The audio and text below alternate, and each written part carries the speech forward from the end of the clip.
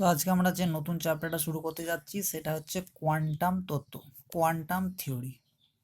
তো এটা আসার আগে, কোয়ান্টাম তত্ত্ব সম্বন্ধে জানার আগে একটা বেসিক জিনিস আমরা জানবো, যে আমরা বিদ্যুৎ যে তৈরি করছি সেটা হচ্ছে জলবিদ্যুৎ আছে, তাপবিদ্যুৎ আছে, অর্থাৎ কয়লা পুড়িয়ে তাপ উৎপাদন করে বিদ্যুৎ তৈরি করা হচ্ছে, আবার জলবিদ্যুৎ টারবাইন ঘুরিয়ে বিদ্যুৎ তৈরি করা হচ্ছে। কিন্তু বর্তমান যুগে আধুনিক যুগ, তাই আধুনিকতার সূত্র অনুসারে সেখানে কী হয়েছে, এখন বর্তমানে সোলার প্যানেল বসানো হচ্ছে, সৌর ব্যাটারি যেটাকে বলা হচ্ছে। তড়িৎ কীভাবে তৈরি হচ্ছে, জলবিদ্যুৎ তাপবিদ্যুৎ থেকে তৈরি হচ্ছে। কিন্তু এক্ষেত্রে আবার যেটা, সেটা হচ্ছে গিয়ে সূর্যের আলোকে কাজে লাগিয়ে সোলার প্যানেলের উপরে পড়ছে, সেখান থেকে কি হচ্ছে, বিদ্যুৎ তৈরি হচ্ছে। সেটা কীভাবে হচ্ছে, সেটাই হচ্ছে গিয়ে এখানে কোয়ান্টাম তত্ত্বকে কাজে লাগিয়ে সেখানে তৈরি করা হচ্ছে। যেহেতু বর্তমান যুগ হচ্ছে আধুনিক যুগ, আধুনিক যুগের একটা মূল স্তম্ভ হচ্ছে কোয়ান্টাম তত্ত্ব। কোয়ান্টাম, যেটাকে বলা হচ্ছে কোয়ান্টাম পদার্থবিদ্যা বা কোয়ান্টাম বলবিদ্যা। তো এখানে যে সোলার প্যানেল যেটা ব্যবহার করছে, তার মাধ্যমে কি হচ্ছে, বিদ্যুৎ তৈরি করা যাচ্ছে। এটাই হচ্ছে কি কোয়ান্টাম তত্ত্বের উপর ভিত্তি করে গঠন করা হয়েছে। তো সে সম্বন্ধে আমরা জানবো কীভাবে সেখানে সোলার প্যানেলটা কীভাবে কাজ করে, সে সম্বন্ধে আমাদের আরও উঁচু ক্লাসে আরও অনেক কিছু জিনিস আছে, সেগুলো আমরা আস্তে আস্তে জানবো। তো আজকে কী আছে, সে কোয়ান্টাম তত্ত্ব। কোয়ান্টাম তত্ত্বটা জানার আগে আমাকে কিছু জিনিস আগে জানতে হবে। সেটা হচ্ছে কোয়ান্টাইজড রাশি, আর একটা হচ্ছে কোয়ান্টাম। কোয়ান্টাইজড রাশি আর একটা হচ্ছে কোয়ান্টাম। তো এখানে বলা হচ্ছে যে দৈনন্দিন জীবনে অনেক রাশি পাওয়া যায় যেগুলো কেবল কিছু বাছাই করা মানের হতে পারে। এই মানগুলি পাওয়া যায় সাধারণত কোনো প্রাথমিক পরিমাণের সঙ্গে পূর্ণ সংখ্যা গুণ করে। প্রাথমিক পরিমাণের সঙ্গে পূর্ণ সংখ্যা গুণ করে এই ধরনের রাশিকে বলা হচ্ছে কোয়ান্টাইজড রাশি, এবং প্রাথমিক যে পরিমাণ সেটাকে বলা হচ্ছে কোয়ান্টাম। তাহলে প্রাথমিক যে পরিমাণ, যেটাকে বেশ করে আমি কাছে অন্যান্য রাশিগুলো পাচ্ছি গুণিতক হারে, সেই যে প্রাথমিক রাশিটাকে বলা হচ্ছে কোয়ান্টাম। আর কোয়ান্টাইজ হচ্ছে যে রাশিগুলো গুণ করে পাওয়া যাচ্ছে, সেগুলো হচ্ছে কোয়ান্টাইজ রাশি বলা আছে। যদি একটা উদাহরণ দিই, সেটা বলা যেতে পারে যে আমরা মুদ্রা ব্যবহার করি, টাকা যেটাকে বলছি মুদ্রা, তো সেটা হচ্ছে কোয়ান্টাইজড, সেটা হচ্ছে কোয়ান্টাইজড। এবং কি বলা হচ্ছে, বর্তমান ভারতীয় অর্থনীতির কোয়ান্টাম হচ্ছে 1 টাকা, কারণ 1 টাকাটাই হচ্ছে সর্বনিম্ন টাকা। যে কোনো জিনিস দোকানে বা যে কোনো জায়গার ক্ষেত্রে আমরা কিন্তু 1 টাকাকে ব্যবহার করতে পারি, এর থেকে কম কিন্তু আর ব্যবহার করা যাবে না। আগে 50 পয়সা ছিল, সেটা ব্যবহার করতে, এখন 50 পয়সার চল উঠে গেছে, এখন 1 টাকাটাই হচ্ছে সর্বনিম্ন। 1 টাকাটাই হচ্ছে সর্বনিম্ন। এরপরে কি করতে পারি, এই 1 টাকাকে কাউকে আমি কি করতে পারি, 1 টাকা, 3 টাকা, 5 টাকা, 7 টাকা, সব টাকা আমরা এভাবে দিতে পারি। কিন্তু কাউকে কিন্তু 1 টাকা 1.05 টাকা কিন্তু দিতে পারি না, অর্থাৎ 1 টাকা 5 পয়সা দিতে পারি না, কাউকে দেওয়া সম্ভব নয়। বা 10 টাকা 5 পয়সা, বা কাউকে 5 টাকা 7 পয়সা, এরকম কিন্তু দেওয়া সম্ভব নয়। কারণ কি, আমরা কি করতে পারি, 1 টাকার গুণিতক হারে কাউকে টাকা দিতে পারি, 1 টাকা, 3 টাকা, 10 টাকা, এইভাবে কিন্তু আমরা দিতে পারি। কিন্তু 1.05 টাকা কাউকে আমরা দিতে পারবো না। তো এই যে 1 টাকা, এটাকে বলা হচ্ছে কোয়ান্টাম, সর্বনিম্ন যেটাকে বলা হচ্ছে, যার উপর বেস করে কিছু অন্যগুলো তৈরি হচ্ছে 1 টাকা। এরপরে হচ্ছে কোয়ান্টাইজ রাশি, কোনকে বলা হচ্ছে 3, 10, 7, এগুলো হচ্ছে কোয়ান্টাইজ রাশি বলা আছে। তো কোয়ান্টাম তত্ত্বের ক্ষেত্রে এই দুটো জিনিস আমাদের জানতে হবে, কোয়ান্টাইজ রাশি আর একটা হচ্ছে কোয়ান্টাম। তাহলে কোয়ান্টাম হচ্ছে কি প্রাথমিক যে পরিমাণ, সেটাকে বলা হচ্ছে কোয়ান্টাম, যেটাকে বলা হচ্ছে যেমন এখানে 1 টাকা বলতে পারছি। আর কোয়ান্টাইজ যেটা হচ্ছে 3, 7, 10, এরকম ভাবে বলা হচ্ছে কোয়ান্টাম। তো এখানে বললাম যে কোয়ান্টাম তত্ত্ব আসছে কোথা থেকে, যেমন সোলার প্যানেল ব্যবহার করা হচ্ছে, কি সোলার প্যানেলে কি হচ্ছে, কোয়ান্টাম তত্ত্ব ব্যবহার করছে। সেই ক্ষেত্রে কি হবে, যে বিদ্যুৎ তৈরি হচ্ছে, সেটাই কি কোয়ান্টামের একটা আবিষ্কার বলতে পারি, আমরা কোয়ান্টামের একটা প্রয়োগ বলতে পারি। তো এখানে কোয়ান্টাম যেটা, এই কোয়ান্টাম তত্ত্বটা এলো কীভাবে, কে প্রবর্তন করলো? 1900 খ্রিস্টাব্দে বিজ্ঞানী ম্যাক্স প্ল্যাঙ্ক কী করেছে, এই কোয়ান্টাম তত্ত্বটা প্রবর্তন করেছিল। 1900 খ্রিস্টাব্দে বিজ্ঞানী ম্যাক্স প্ল্যাঙ্ক এই কোয়ান্টাম তত্ত্বটা প্রয়োগ করেছিল। তো এখানে আমরা তো আলোর তরঙ্গ তত্ত্ব দেখেছিলাম, যে আলোর তরঙ্গ তত্ত্বের অভাবনের সাফল্য, আলোর তরঙ্গ তত্ত্বের সাহায্যে তোমার হচ্ছে অপবর্তন, ব্যতিচার, এসবগুলো কিন্তু সব আমরা পেয়ে যাচ্ছিলাম। কিন্তু কিছু কিছু এমন ঘটনা ছিল, যে ঘটনাগুলো কি হচ্ছে, আলোর তরঙ্গ তত্ত্বের সাহায্যে ব্যাখ্যা করা যাচ্ছিল না। যেমন হচ্ছে কি কৃষ্ণ বস্তুর বিকিরণ, আলোক তড়িৎ ক্রিয়া, পারমাণবিক বর্ণালী ইত্যাদি কিছু ঘটনাকে কি হচ্ছে, ব্যাখ্যা করা যাচ্ছিল না। কার সাহায্যে? আলোর তরঙ্গ তত্ত্বের সাহায্যে। যে আলোর তরঙ্গ চলে, সেই মাধ্যমে আমরা ব্যতিচার দেখেছিলাম, তারপর অপবর্তন দেখেছিলাম, এগুলো আমরা দেখেছিলাম। এগুলো তারপর হচ্ছে প্রতিফলন, প্রতিসরণ, এসবগুলো সব প্রমাণ করা যাচ্ছিল। কিন্তু প্রমাণ করা যাচ্ছে না কি কি, সেগুলো হচ্ছে ব্যাখ্যা করা যাচ্ছে না। আলোর তোমার হচ্ছে আলোক তড়িৎ ক্রিয়া, কৃষ্ণ বস্তুর বিকিরণ, পারমাণবিক বর্ণালী, এই জিনিসগুলো ব্যাখ্যা করা যাচ্ছে না। তাহলে এই যে কৃষ্ণ বস্তু যেটা আছে, সেই কৃষ্ণ বস্তুর বিকিরণ ব্যাখ্যা করতে গিয়ে কি করেছিলেন, প্ল্যাঙ্ক এই কোয়ান্টাম তত্ত্বের সূত্রপাত ঘটান। পরে কী হয়েছিল, আইনস্টাইন আর ফোটন কণার ধারণা দিয়ে কী করছে, এটাকে আরও সুদৃঢ়ভাবে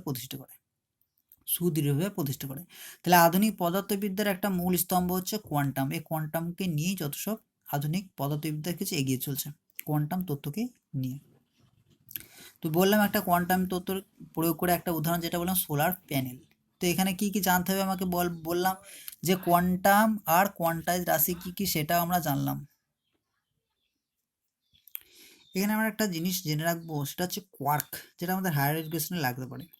তো আমরা একটা জানি পরমাণুতে কি কি নিয়ে গঠন করছে, পরমাণুর মধ্যে ইলেকট্রন, প্রোটন আর নিউট্রন, এই তিনটে জিনিস নিয়ে হচ্ছে পরমাণু গঠন করছে।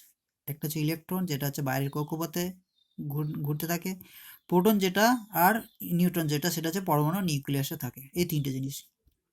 কিন্তু দেখা যাচ্ছে যে এই তিনটে ছাড়াও, এই তিনটে যে গঠন হচ্ছে প্রোটন বা নিউট্রন যেটাকে আমরা বলছি, সেটা কিন্তু আবার গঠন করছে কোয়ার্ক নামে এক ধরনের কণা, যেটা হচ্ছে প্রাথমিক কণা বলা হচ্ছে, কিন্তু এর প্রকৃতিতে স্বাধীন কোনো অস্তিত্ব নেই, স্বাধীনভাবে থাকতে পারে না। বলছে কোয়ার্ক হলো প্রাথমিক কণা যাদের প্রকৃতিতে স্বাধীন কোনো অস্তিত্ব নেই।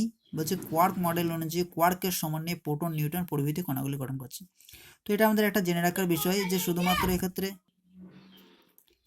তো কোয়ার্ক হলো প্রাথমিক কণা যাদের সাহায্যে কি করা হচ্ছে, প্রোটন, নিউট্রন প্রভৃতি কণাগুলো গঠন করছে। আমরা আগে জানতাম যে পরমাণু হচ্ছে ইলেকট্রন, প্রোটন, নিউট্রন দ্বারা গঠিত। এখন আরেকটা জিনিস আমাদের জানতে হবে, যেটা হচ্ছে কোয়ার্ক হচ্ছে প্রাথমিক কণা যার সাহায্যে কি হচ্ছে, প্রোটন, নিউট্রন এগুলো গঠন করছে। এটা আমাদের জাস্ট জেনে রাখার বিষয়, যেটা আমাদের হায়ার এডুকেশন লাগতে পারে, সেই জন্যই জাস্ট জানা। এই অধ্যায়ে কিন্তু আমাদের কোনো রকম এটা দরকার পড়বে না, জাস্ট শুধু এটুকু জেনে রাখার জন্য বলা হলো। এরপরে আমরা আসবো ইলেকট্রনের কিছু ধর্ম নিয়ে। তো ইলেকট্রনের কেন ধর্ম নিয়ে আমরা এখানে জানবো, প্রোটন বা নিউট্রন এদের ধর্ম নিয়ে জানবো না, সেই জিনিসটাও কিন্তু আমরা পরে জানতে পারবো। তো এখানে আসি ইলেকট্রনের ধর্ম। ইলেকট্রনের ধর্ম কি, আধান কি, ইলেকট্রন আধান হচ্ছে 1.6 ইন্টু 10⁻19 কুলম। এটা হচ্ছে এসআই পদ্ধতিতে, বা 4.8 বা 4.8 ইন্টু 10⁻10 ইএসইউ, এটা হচ্ছে সিজিএস পদ্ধতি। আর কি এর আধানটা হচ্ছে কি ঋণাত্মক, ঠিক আছে। মানটা কত, 1.6 ইন্টু 10⁻19 বা 19 কুলম, বা হচ্ছে 4.8 ইন্টু 10⁻10 ইএসইউ, এটা হচ্ছে সিজিএস। এই দুটো আমরা জানি। এছাড়া কি বিভিন্ন পরীক্ষার মাধ্যমে একটা জিনিস জানা যায় যে যে কোনো আহিত কণার আধান হচ্ছে কোয়ান্টাইজ রাশি।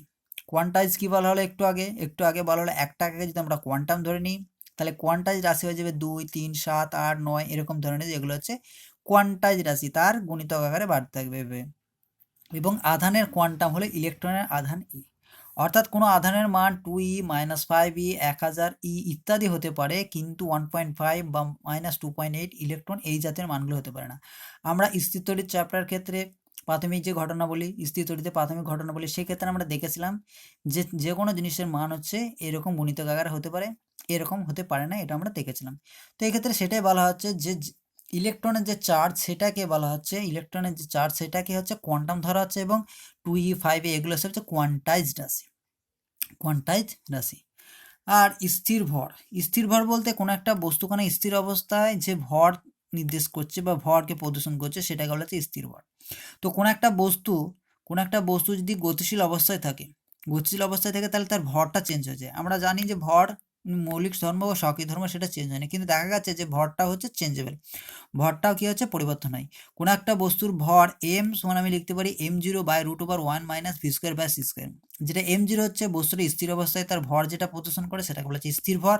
আর ভিটা হচ্ছে যদি বেগ থাকে, কোনো বেগে গতিশীল অবস্থায় থাকে, তাহলে সেই ক্ষেত্রে তার ভরটা চেঞ্জ হয়ে যাবে। কোন সূত্র অনুসারে? এই সূত্র অনুসারে চেঞ্জ হয়ে যায়, m0/√1 - v²/c²। কিন্তু বাস্তবে দেখা যায় যে বিভিন্ন যে কণা থাকে, আমরা বলতে পারি এখানে ইলেকট্রন, প্রোটন, তাদের ক্ষেত্রে দেখা যায় যে সেই ক্ষেত্রে কি হচ্ছে, গতিবেগ ভিটা কি হচ্ছে খুবই কম, সি এর থেকে খুবই কম হয়। তার জন্য কি হচ্ছে আমি লিখতে পারি m0, সমান আমি লিখতে পারি m0। অর্থাৎ কোনো একটা বস্তু গতিশীল অবস্থায় থাকলে যা ভর প্রদর্শন করে, আর স্থির অবস্থায় থাকলে যে ভর প্রদর্শন সেটা সমানে। কারণ কি, এখানে ভিটা যদি খুবই কম হয়, তাহলে এটা সিটা যদি অনেক বেশি হয়, তাহলে দেখা যাচ্ছে এটা কি হবে 1/, অনেক বেশি তাহলে অনেক কম, এটা কম হয়ে গেলে কি হবে, এটা অতটা পরিমাণ দেখা যাবে না, অর্থাৎ এমটা অতটা পরিবর্তন ঘটবে না। তো এক্ষেত্রে ইলেকট্রনের স্থির ভর যেটা হয় m0 9.1 ইন্টু 10⁻31 কেজি এসআই পদ্ধতিতে, বা 9.1 ইন্টু 10⁻28 গ্রাম, এটা হচ্ছে সিজিএস পদ্ধতিতে। তাহলে এখানে আমরা কি জানলাম, আধান জানলাম, স্থির ভর কতটা ইলেকট্রনের সেটাও জানলাম, আর এবার গতিশক্তি আসবো। তো আমরা জানি ইলেকট্রনের আধান কি, ইলেকট্রনের আধান হচ্ছে ঋণাত্মক, আধান হচ্ছে ঋণাত্মক। তাহলে কি হবে, ঋণাত্মক যদি হয়ে থাকে তাহলে এর দ্বারা কি হবে, ধনাত্মক যদি তড়িৎ বিভব দেওয়া থাকে তার দিকে কি হবে, আকর্ষিত হতে থাকবে। এর আধান যেহেতু ঋণাত্মক, এক করবে ধনাত্মকের দিকে আকর্ষিত থাকবে। তাহলে ধনাত্মক যদি কোনো একটা তড়িৎ বিভব দিয়ে থাকে তাহলে তার দিকে কি হবে, আকর্ষিত হতে থাকবে। আবার যদি ঋণাত্মক তড়িৎ বিভব তাহলে কি হবে, এরও ঋণাত্মক, আর যে বিভব দেওয়া হচ্ছে সেটাও হচ্ছে ঋণাত্মক, তাহলে কি হবে, বিকর্ষণ ঘটবে, সে বিকর্ষিত থাকবে। তাহলে যদি ধনাত্মক দিই তাহলে সেই ক্ষেত্রে কি হবে, আকর্ষণ ঘটবে, যেতে থাকবে। আর যদি ঋণাত্মক দেওয়া হয় তাহলে সেই ক্ষেত্রে কি হবে, বিকর্ষিত থাকবে, তার গতিশক্তি আস্তে আস্তে কমতে থাকবে। তাহলে এই জন্যই বলা হচ্ছে যে একটা ইলেকট্রন যদি 1 ভোল্ট বিভব পরিবর্তনের মধ্যে দিয়ে যায় তাহলে তার গতিশক্তি যে পরিমাণ বৃদ্ধি বা হ্রাস পায় তাকে 1 ইলেকট্রন ভোল্ট বলা হচ্ছে, 1 ইলেকট্রন ভোল্ট বলা হচ্ছে।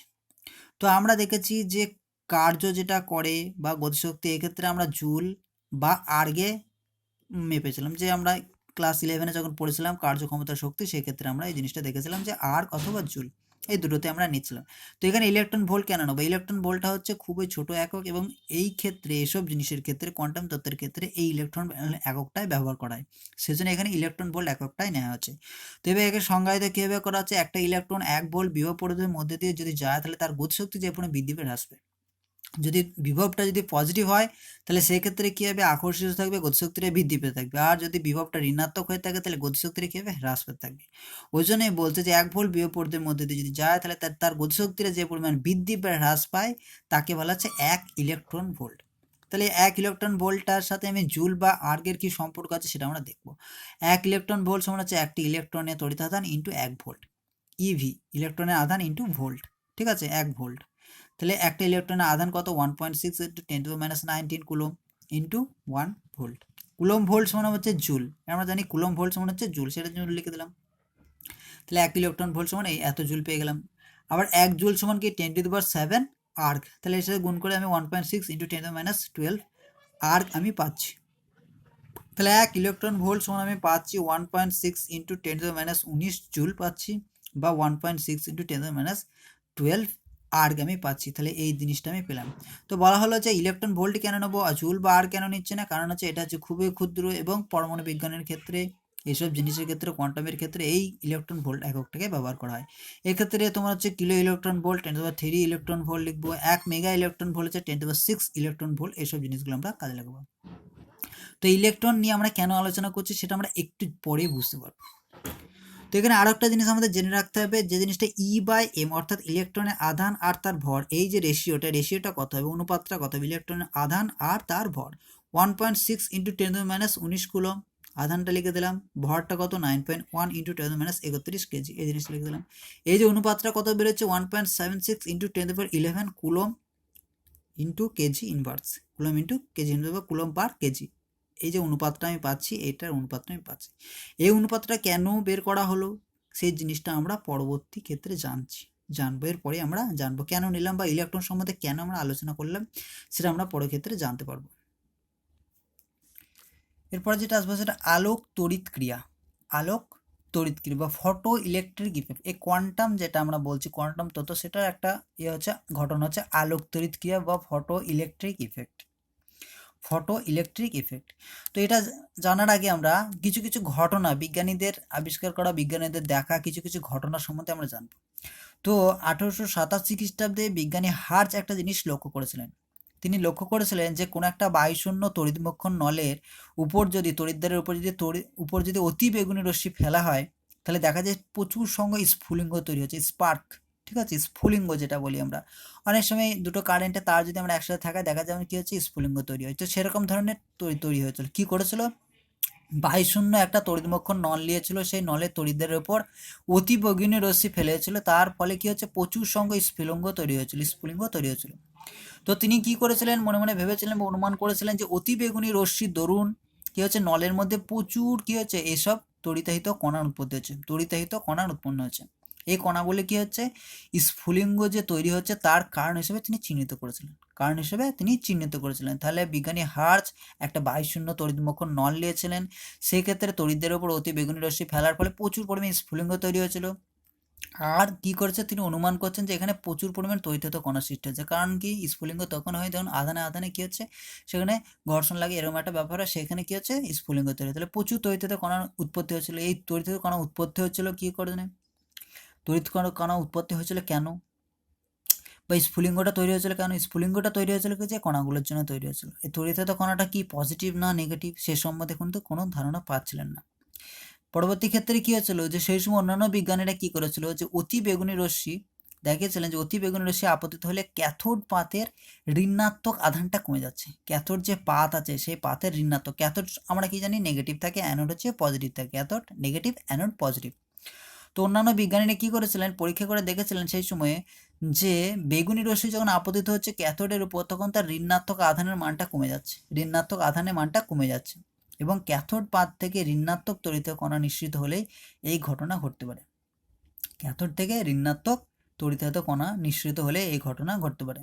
এছাড়াও দেখেছিলাম সোডিয়াম, পটাশিয়াম ইত্যাদি যে ক্ষার ধাতু আছে, তাদের উপর যদি ক্যাথোডের উপর, বলছে তাদের তৈরি যে পাত, সে তাদের উপর ক্যাথোডের উপর অতিবেগুনি রশ্মির প্রভৃতি দৃশ্যমান বর্ণালী অন্তর্গত অপেক্ষাকৃত কম তরঙ্গ দৈর্ঘ্যের বেগুনি, নীল, সবুজ বর্ণে যদি আলো ফেলে, তাতেও কি হচ্ছে, অনুরূপ ঘটনা ঘটছে। অর্থাৎ সেক্ষেত্রে কি হচ্ছে, ক্যাথোড পাতের ঋণাত্মক আধানটা কমে যাচ্ছে। তাহলে নিশ্চয়ই এখানে যে ঋণাত্মক আধানগুলো ছিল, সেই ঋণাত্মক আধানগুলো কি হচ্ছে, অন্য কোথাও জায়গায় চলে যাচ্ছে, অন্য কোথাও জায়গায় চলে যাচ্ছে, এবং সেক্ষেত্রে গেছি স্পার্ক যেটা তৈরি হয়েছিল, বিজ্ঞানী হার্জ লক্ষ্য করেছিলেন, তারই হচ্ছে কারণ। তাহলে ক্যাথোড যে পাত যেটা আছে, সেখানে যে আধানগুলো ঋণাত্মক আধানগুলো চলে যাচ্ছে।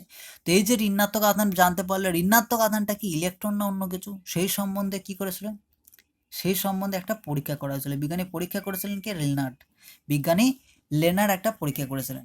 তো কি করা হচ্ছে, এসব ঘটনাগুলোই কোনো একটা ধাতু পৃষ্ঠের উপর কি হচ্ছে, আলো ফেলা হচ্ছে, আলো ফেলার ফলে কি হচ্ছে, যে ঋণাত্মক তড়িৎ কণা নিঃসরণ করছে। কারণ কি, যেখানে যে ক্যাথোড পাতটা ছিল, সেই ক্যাথোড পাতের ঋণাত্মক আধান কমে যাচ্ছে, তার মানে কি, সেখান থেকে নিশ্চয়ই ঋণাত্মক আধান যেগুলো ছিল, সেগুলো কি অন্য জায়গায় স্থানান্তরিত হয়ে যাচ্ছে।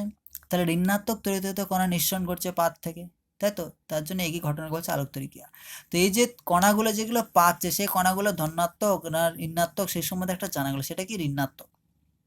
বলছে এই ঋণাত্মক আধানগুলো কি ইলেকট্রন না অন্য কিছু। তাহলে সেই সম্বন্ধে জানার জন্য কি করেছে, বিজ্ঞানী একটা পরীক্ষা করেছিল। কোন বিজ্ঞানী, বিজ্ঞানী লেনার্ড একটা পরীক্ষা করেছিল, সেই পরীক্ষাটা এখানে বলা হচ্ছে। এখানে কি করা হচ্ছে, এই যে যেটা বলা হচ্ছে, সেটা হচ্ছে একটা বায়ুশূন্য নল নেওয়া আছে, বায়ুশূন্য একটা নল নেওয়া আছে। এখানে সিটা হচ্ছে একটা ধাতব প্লেট বা ক্যাথোড, যেটাকে আমরা কি করা হচ্ছে, নেগেটিভ, যেটাকে কি করা হচ্ছে, নেগেটিভ ভোল্টে রাখা আছে, নেগেটিভ বিভব দেওয়া আছে, ঠিক আছে। একটা অ্যানোড, ঠিক আছে, একে কি করা আছে, একে ভূমি সংলগ্ন করে দেওয়া আছে। তাহলে এর ভোল্টেজটা কত হয়ে যাবে, 0 হয়ে যাবে। এখানে জয় ভোল্টেজ দিই না কেন, তার ভোল্টেজটা এখানে চলে যাবে, সেখানে কি হবে, 0 হয়ে যাবে, ভোল্টেজটা কত, 0। এটা হচ্ছে ক্যাথোড, এর ভোল্টেজ হচ্ছে নেগেটিভ, এটা হচ্ছে অ্যানোড, এর ভোল্টেজ হচ্ছে, যাই দিই না কেন 0 হয়ে যাবে, কারণ কি ভূমি সংলগ্ন করা হয়েছে, ঠিক আছে। এখানে একটা প্লেট রাখা হয়েছে। এবার কি করা হচ্ছে, এই কিউটা একটা হচ্ছে কোয়ার্টজ নির্মিত জানালা, এখানে কি করা হচ্ছে, লাইট ফেলা হচ্ছে, এখানে কি করা হচ্ছে, আলো ফেলা হচ্ছে। কিরকম রশ্মি, অতি বেগুনি রশ্মি, বা এখানে হচ্ছে স্বল্প তরঙ্গ দৈর্ঘ্যের দৃশ্যমান আলো, যে কোনো একটা জিনিস ফেলা আছে। ফেলার পর দেখা যাচ্ছে যে এখান থেকে কিছু ঋণাত্মক কণা এই বরাবর যাচ্ছে।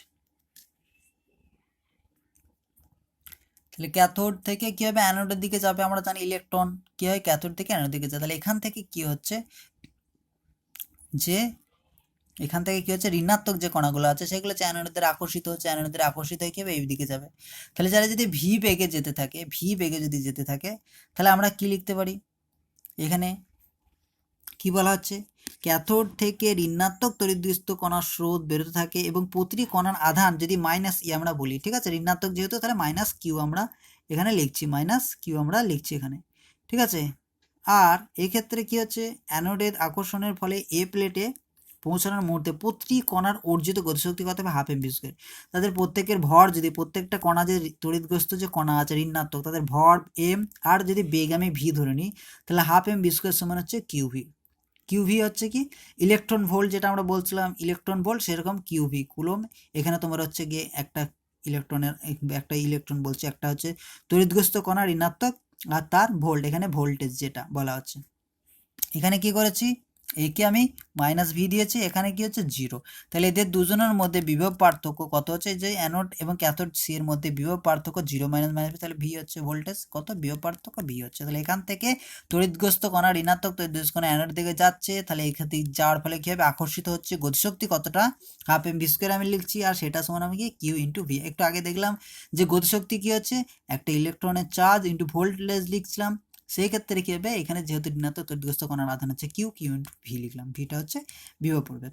তাহলে এক্ষেত্রে কিউ বাই এমটা কত আমি লিখতে পাচ্ছি, V square by two V, V square by two V, ভিটা হচ্ছে বেগ আর এই বড় ভিটা হচ্ছে ভোল্টেজ। এখন আমি কি করলাম, এখন আমি কি করছি, তাহলে এটা কী হবে, কিছু কণা কী হবে এর মধ্যে দিয়ে আবার ভেদ করে কি এই প্লেটে যাবে, এখানে যাবে, এখানে যদি আমি একটা ইলেকট্রোমিটার লাগাই তাহলে সেক্ষেত্রে কী হবে, এখানে যে প্রবাহ হচ্ছে সেটা আমি দেখতে পাবো, একটু মধ্যে প্রবাহ হচ্ছে সেটা আমি দেখতে পাবো। তাহলে এক্ষেত্রে এইখানে গেল, এখানেও যাবে, এখান থেকে আবার কী হবে, এখানে ফাঁকা রাখা হচ্ছে, এর মধ্যে দিয়ে কী হবে, রশ্মিটা বের হয়ে এই জায়গায়, রশ্মি বলছে এখানে তোমার হচ্ছে গিয়ে যে এখানে রশ্মি ফেলেছে, এখান থেকে তড়িৎগ্রস্ত কণা বের হচ্ছে, তড়িৎগ্রস্ত কণা বের হয়ে কী হবে, এই প্লেটেও যাবে, আবার কী হবে, এখান থেকে ফাঁক রাখা আছে তার জন্য এই পি প্লেটেও যাবে, এই পি প্লেটেও যাবে, এখানে যাচ্ছে, এখানে আমি একটি ইলেকট্রোমিটার বসাই, তাহলে দেখা যাচ্ছে যে প্রবাহ যেটা সেটা আমরা দেখতে পাবো, ইলেকট্রোমিটারের সাহায্যে প্রবাহটা নির্দেশ হবে।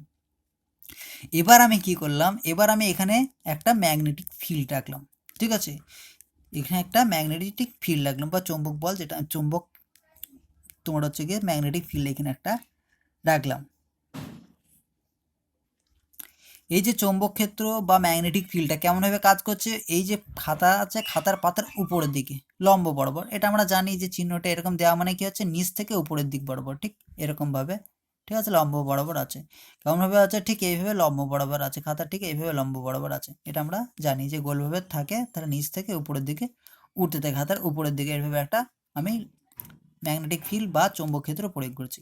তাহলে চৌম্বক ক্ষেত্র যদি এখানে প্রয়োগ করা হয়, তাহলে এই ক্ষেত্রে যে চৌম্বক বল, প্রত্যেকটা কণা যে এদিক থেকে এদিকে আসছে, যে কণাগুলো আসছে এদিকে ভেদ করে, ঠিক আছে, মাঝ ফাঁক বরাবর যেগুলো আসছে, তাদের উপর কতটা চৌম্বক বল ক্রিয়া করবে, আমরা এফ সমান হচ্ছে কিউ ভি বি, এটা আমরা জানি।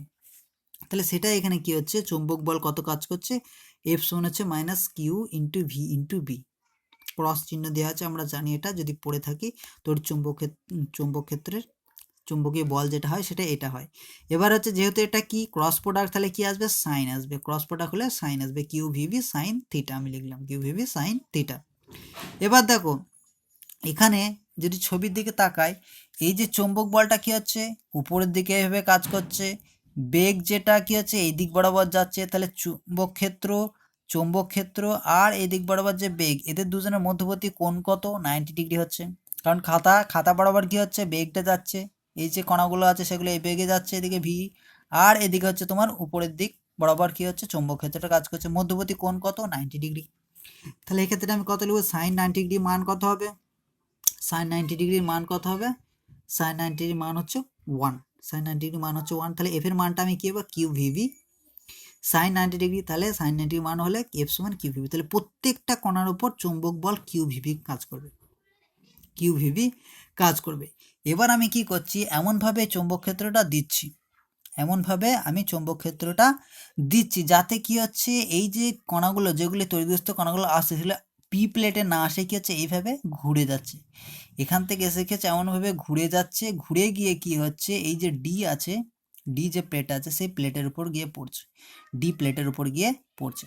তাহলে কি হচ্ছিল, এখানে আমি আলো ফেলছিলাম, এখান থেকে তড়িৎগ্রস্ত কণা নির্গত হচ্ছিল, অ্যানোডে যাচ্ছিল, এখানে যে একটু ফাঁক রাখা আছে এর মধ্যে দিয়ে কণাগুলো পি প্লেটে যাচ্ছিল।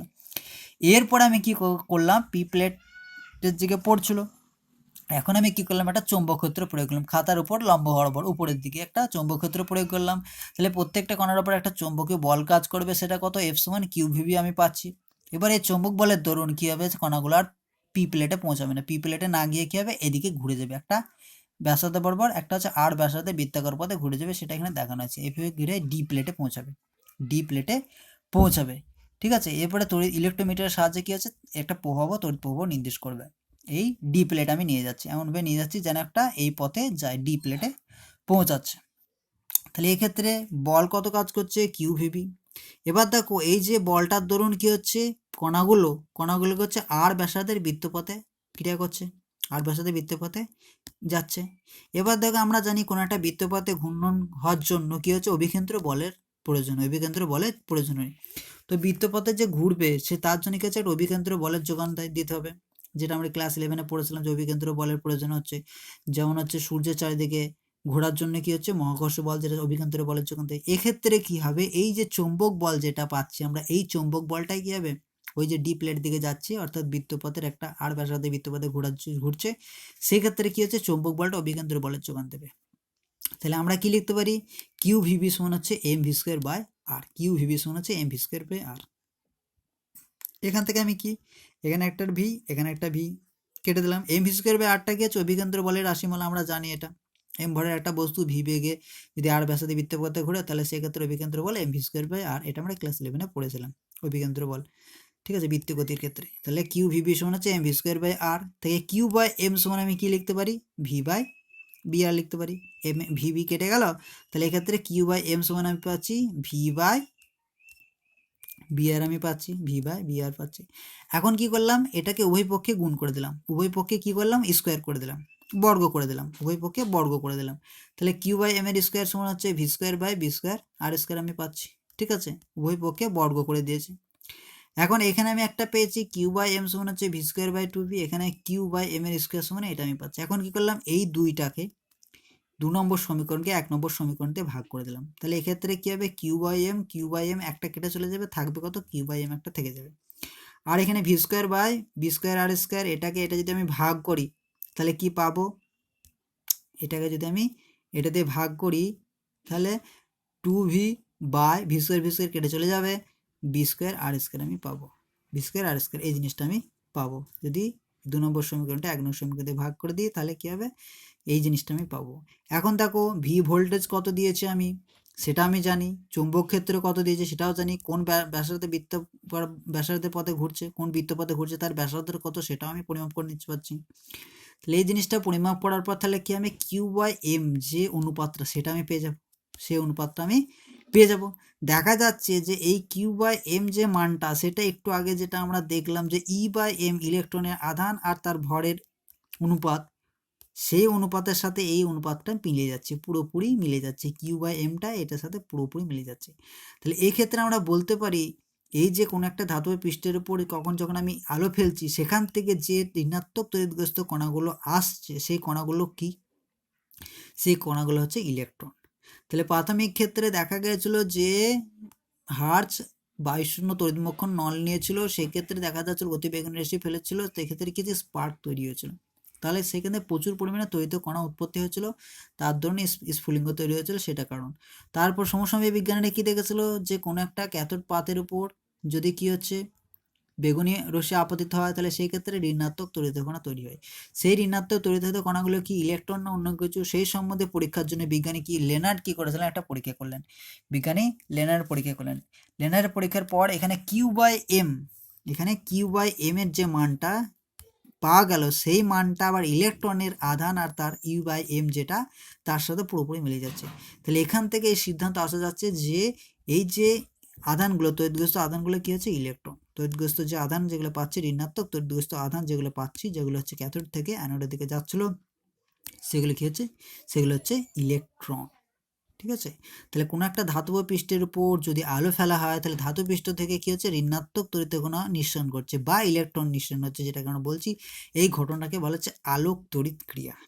আলোক তড়িৎ ক্রিয়া সেটা কি হচ্ছে, এই ক্ষেত্রে যে ঋণাত্মক তড়িৎগ্রস্তের কণাগুলো সেগুলো কি ইলেকট্রন না অন্য কিছু, সেটা প্রমাণ করলে বিজ্ঞানী লেনার্ডের পরীক্ষার দ্বারা প্রমাণিত হলো। তাহলে এক্ষেত্রে আলোকতড়িৎ ক্রিয়া যেটা তাকে ভালোভাবে যদি সংজ্ঞায়িত করি তাহলে এইভাবে পাবো যে কোনো ধাতব পৃষ্ঠে উপযুক্ত তরঙ্গদৈর্ঘ্যের আলো ফেলে তার থেকে ইলেকট্রন বেরিয়ে আসে, এই ঘটনাকে আলোকতড়িৎ ক্রিয়া বা আলোকতড়িৎ নিঃসরণ বলা হচ্ছে, আলোকতড়িৎ নিঃসরণ বলা হচ্ছে। এটা সোলার এনার্জির ক্ষেত্রে আমরা বলতে পারি, এক্ষেত্রে সেরকম জিনিস ঘটনা ঘটে।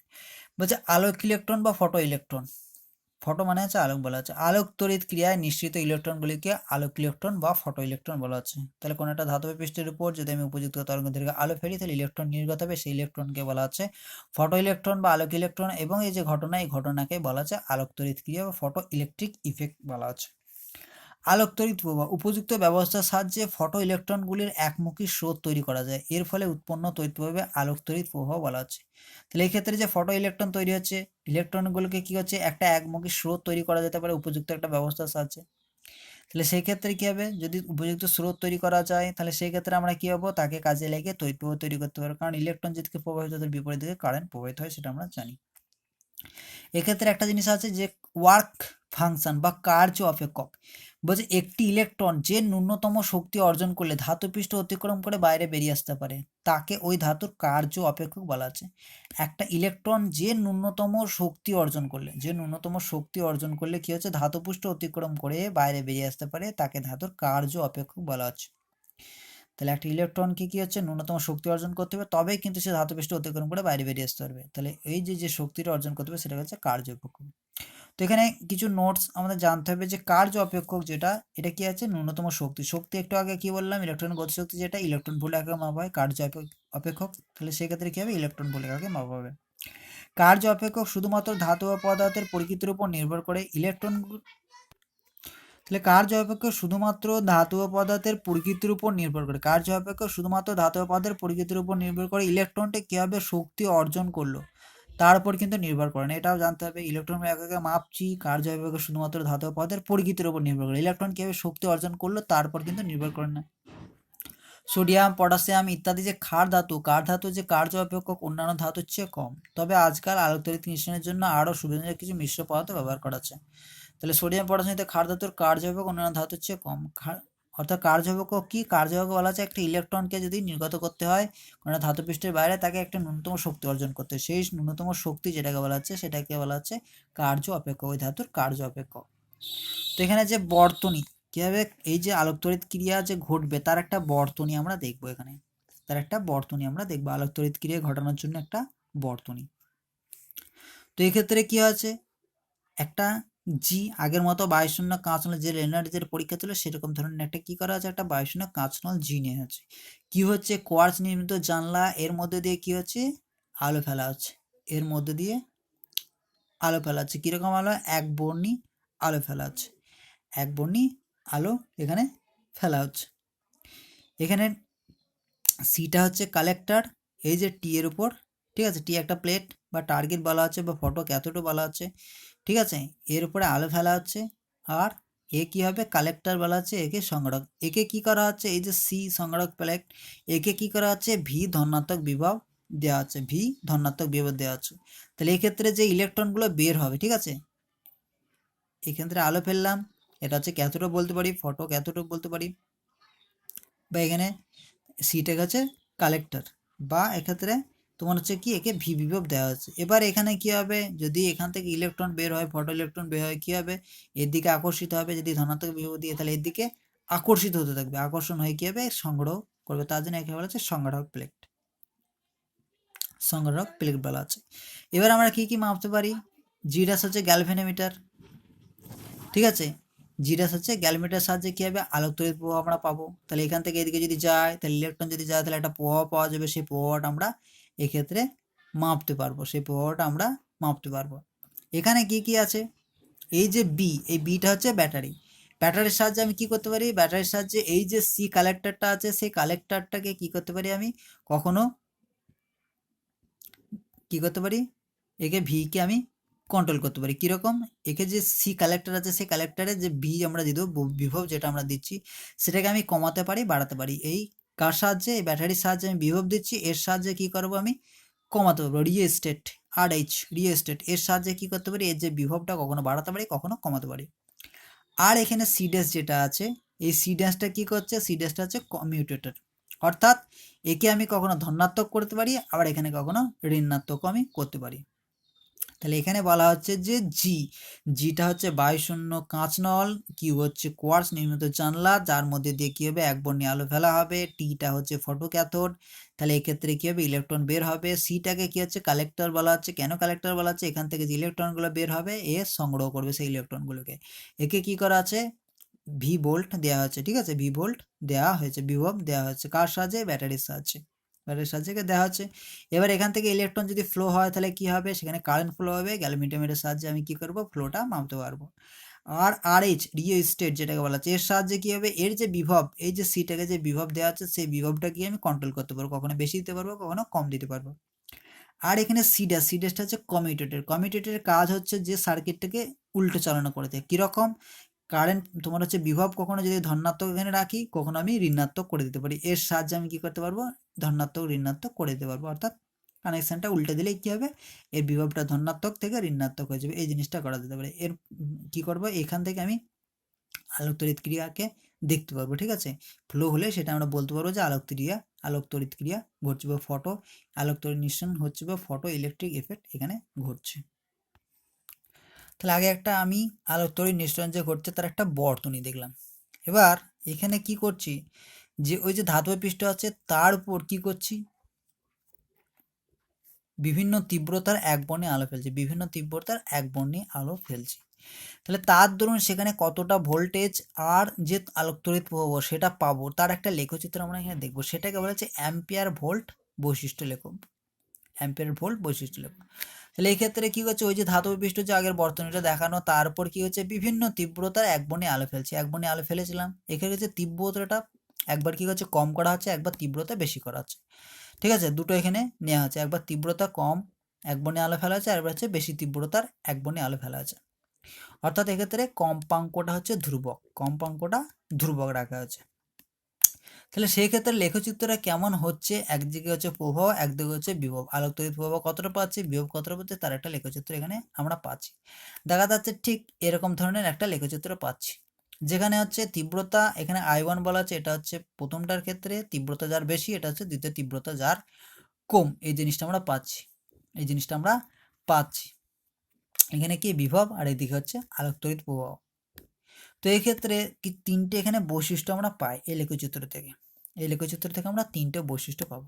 প্রথমে বলা হচ্ছে সম্পৃক্ত প্রবাহ।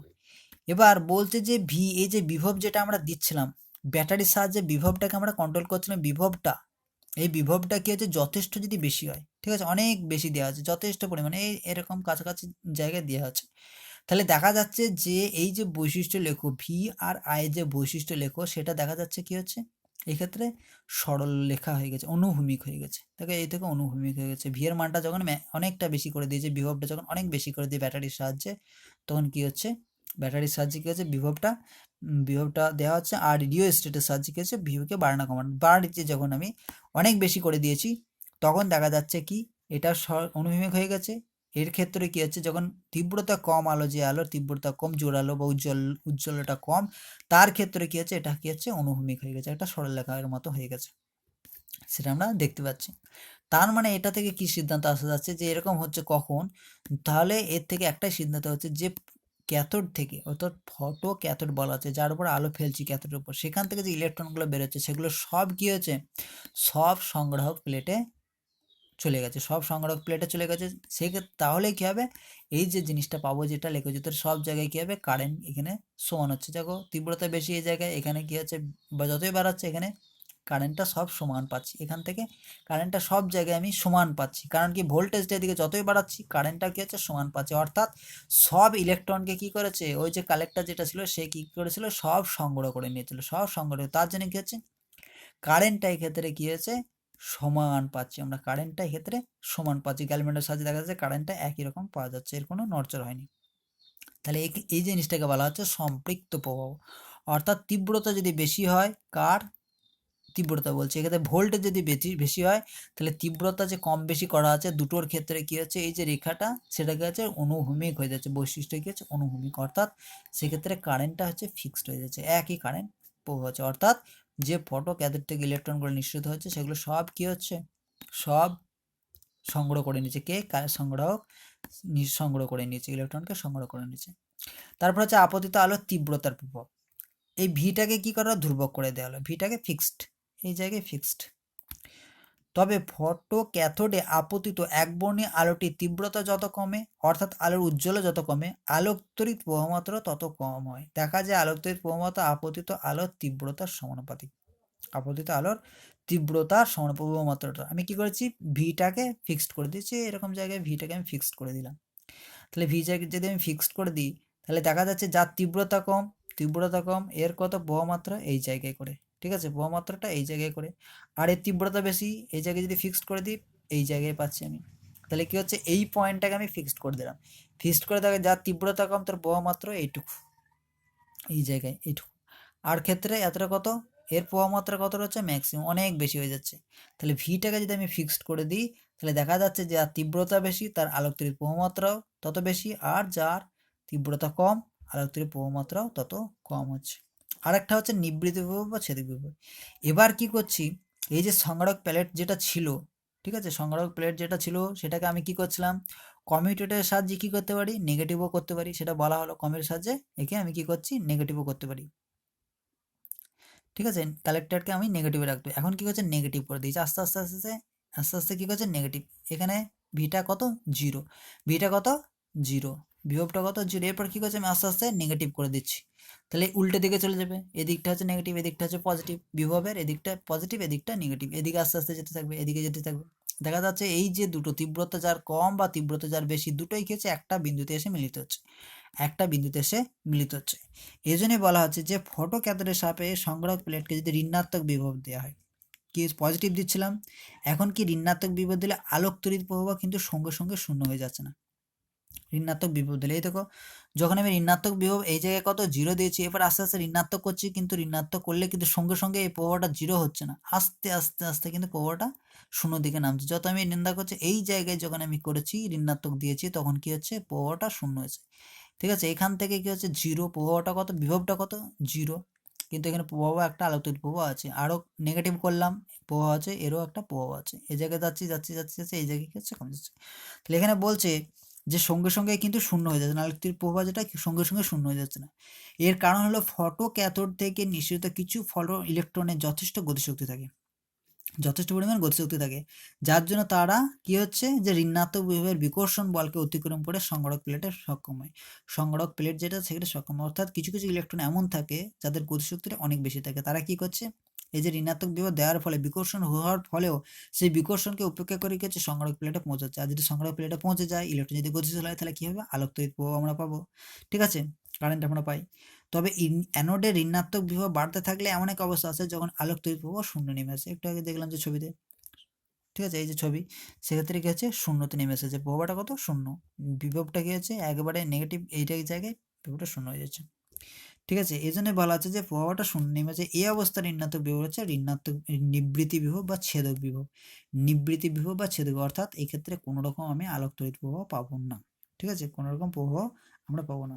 তাই এখানে সংজ্ঞায়িত করা হচ্ছে এইভাবে, যে ফটো ক্যাথোডের সাপেক্ষে যে ন্যূনতম ঋণাত্মক বিভবের সংগ্রাহক প্লেটকে রাখলে, যে ন্যূনতম বিভবে সংগ্রাহক প্লেটকে আলোক তড়িৎ প্রবাহ শূন্য হয়, তাকে নিবৃত বিভব বা ছেদক বিভব বলা হচ্ছে, নিবৃত বিভব বা ছেদক বিভব বলা হচ্ছে। তাহলে এই তিনটে বৈশিষ্ট্য আমার যখন কি হচ্ছে, ভি এর মান যথেষ্ট বেশি তখন কি হচ্ছে, অনুভূমিক হচ্ছে, অর্থাৎ ফটো ক্যাথোড সবপদ ইলেকট্রন সংগ্রহ করে নিয়েছে, ফটো ক্যাথোডের সবগুলো ইলেকট্রন কি সংগ্রাহক সংগ্রহ করে নিয়েছে, ঠিক আছে, গ্রহণ করে নিয়েছে।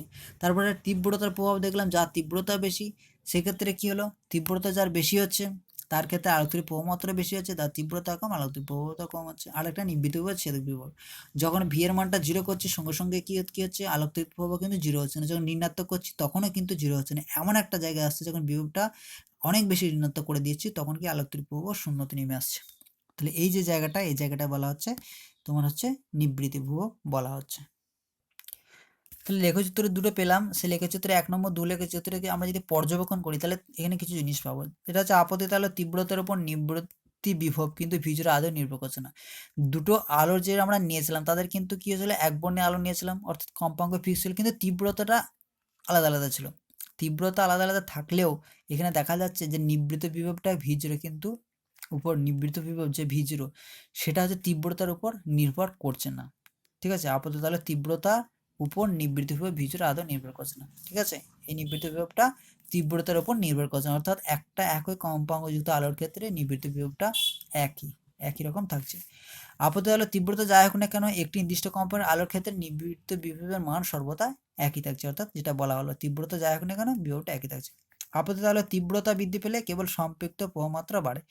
আপাতত আলো যদি তীব্রতা বৃদ্ধি পায় কেবল সম্পৃক্ত প্রবাহমাত্রাটা বাড়ে, সেটা আমরা দেখলাম ছবিতে। তীব্রতা যার বেশি প্রবাহমাত্রা কি হচ্ছে তার বেশি।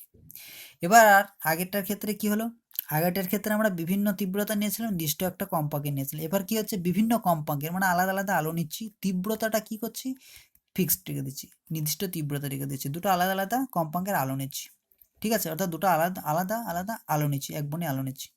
তাহলে কম্পাঙ্ক কি হচ্ছে আলাদা, কিন্তু তীব্রতা একই যদি থাকে, তাহলে সেই ক্ষেত্রে কি ঘটনা ঘটবে, সেই ক্ষেত্রে লেখচিত্রটা দেখলে আমরা ঠিক এরকম ধরনের একটা লেখচিত্র পাবো। কম্পাঙ্ক একজনের বেশি, একজনের হচ্ছে কম। তাহলে এক্ষেত্রে বিভব, তাদের ক্ষেত্রে দেখা যাবে যে নিবৃত্তি বিভবটা কিন্তু আলাদা আলাদা, দুটো কম্পাঙ্কযুক্ত আলাদা কম্পাঙ্কযুক্ত যদি আমরা আলো নিই, তাহলে তাদের ক্ষেত্রে যে নিবৃত্তি বিভব পাওয়া যাবে সেটা কিন্তু আলাদা আলাদা, ঠিক এরকম ধরনের লেখচিত্র আমরা পাবো। এখানে বলছে যে নিবৃত্তি বিভবের মান দুটি বিষয়ের উপর নির্ভর করে, একটা হচ্ছে ফটো ক্যাথোডের ধাতব পৃষ্ঠের প্রকৃতির উপর, আপতিত আলোর কম্পাঙ্ক বা তরঙ্গ দৈর্ঘ্যের উপর, ঠিক আছে, নিবৃত্তি বিভবের মান। সেটা আমরা দেখলাম যে আপতিত আলোর কম্পাঙ্ক আলাদা আলাদা হয়, এক্ষেত্রে দেখা যায় নিবৃত্তি বিভব আলাদা আলাদা, অর্থাৎ আলো যদি চেঞ্জ হয়ে যায়, লালের বদলে যদি হলুদ হয়ে যায়, তাহলে তার ক্ষেত্রে নিবৃত্তি বিভব আলাদা হবে। আর হচ্ছে ধাতব পৃষ্ঠের প্রকৃতির উপর কিন্তু নিবৃত্তি বিভবটা নির্ভর করছে। বলছে এক্ষেত্রে ফটো ক্যাথোডের আপতিত আলোর কম্পাঙ্ক যত বাড়ে, অর্থাৎ তরঙ্গটি যত কমে, নিবৃত্তি বিভবের মানও তত বাড়ে। কম্পাঙ্ক যে বাড়লে নিবৃত্তি মানও বাড়বে। তবে সম্পৃক্ত প্রভাব বা আলোর কম্পাঙ্কের উপর নির্ভরশীল নয়। সম্পৃক্ত প্রভাব বা আলোর কম্পাঙ্কের উপর নির্ভরশীল নয়। এর আগের ক্ষেত্রে ভি দুর্বল রাখলে আপতিত আলোর কম্পাঙ্ক যত কমে প্রভাবমাত্রা তত কমে, কম্পাঙ্ক যত কমে প্রভাবমাত্রা তত কমবে। তাহলে এই জিনিসগুলো দুটো আমরা জিনিস দেখলাম, একটা হচ্ছে বিভিন্ন কম্পাঙ্কের, অর্থাৎ আলাদা আলাদা আলো যদি ব্যবহার করা হয়, তাহলে সেক্ষেত্রে কেমন হচ্ছে লেখচিত্রটা হবে, আলোক তড়িৎ প্রবাহমাত্রা বিভব বা অ্যাম্পিয়ার ভোল্ট লেখচিত্র যেটা আমরা বলছি সেটা হচ্ছে এইরকম হবে। আরেকটার ক্ষেত্রে যদি বিভিন্ন তীব্রতার কিন্তু একই রকম আলো যদি নিই, তাহলে সেক্ষেত্রে কেমন হবে সেই জিনিসটা আমরা এখানে দেখলাম। সেখান থেকে আমরা নিবৃত্তি বিভব যেটা কিসের উপর ডিপেন্ড করছে সেটা আমরা দেখলাম। নিবৃত্তি বিভব ডিপেন্ড করছে একটা যে ধাতব পৃষ্ঠের প্রকৃতি, আর একটা হচ্ছে আপতিত আলোর কম্পাঙ্কের উপর নির্ভর করছে। তাহলে এই জিনিসগুলো আমরা জানলাম, এইসব জিনিসগুলো আমাদের একটু জেনে রাখতে হবে, যেগুলো আমাদের পরবর্তী ক্ষেত্রে আরও কাজে লাগবে।